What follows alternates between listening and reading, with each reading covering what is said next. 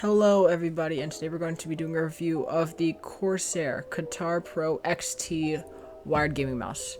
I kind of also have this new setup going, so I hope you're enjoying that. So I have a few things to say about this mouse. I will say before anything else that I got this mouse renewed on Amazon, but this does not change what I say in any way, because honestly, that changed nothing about the mouse. There was no negative things that I could think of that would happen from the review. Starting with the build quality, there's like,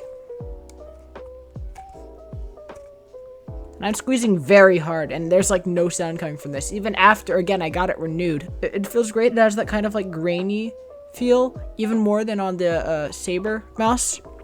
That's what Corsair mice do have in my experience. It's like pretty grainy on the middle and more on the clicks. I do like the scroll wheel. It's pretty nice. It's also the only part that has RGB. It's kind of going after that egg shape that we've seen from Razer and Logitech recently with the Orochi V2, the G305, G203, things like that. And this is kind of Corsair's version of this, but it's a little wider, which I'm honestly kind of a fan of. Something I don't understand is where they put the DPI button. I didn't really understand that at all. This uses apparently a PMW 3391. I experienced no problems with this. It's great. A lot of the DPI, the RGB and stuff can be changed in the Corsair's IQ software, which is good enough. I can use the software just fine. It'll get the job done. For the feet, I don't really know what this is. It's just okay.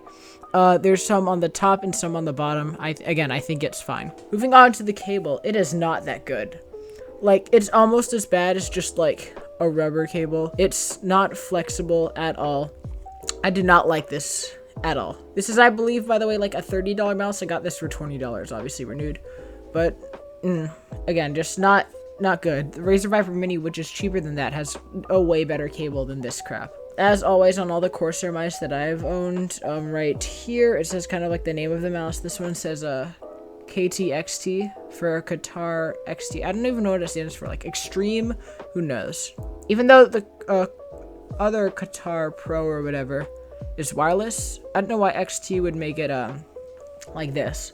Anyway, this mouse weighs 73 grams. It's not that bad. It is balanced in the center. It's a little bit forward, but that's because of the cable, so it's pretty good. The hump in the back is actually very low. There's not that much of a hump, and the whole mouse is a pretty tall mouse, which I have no problem with. And the side buttons are pretty small, and they don't really like stick out at all if you look from right here. I'll go ahead and show you guys what it sounds like.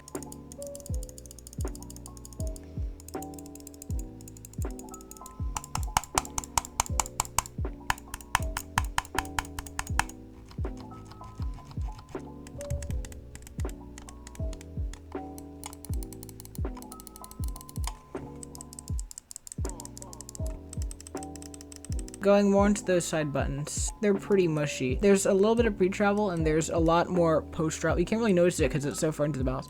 There's definitely more post-travel than I'd like on this mouse, and they're also pretty quiet. They're very mushy. Overall, it's just an okay mouse.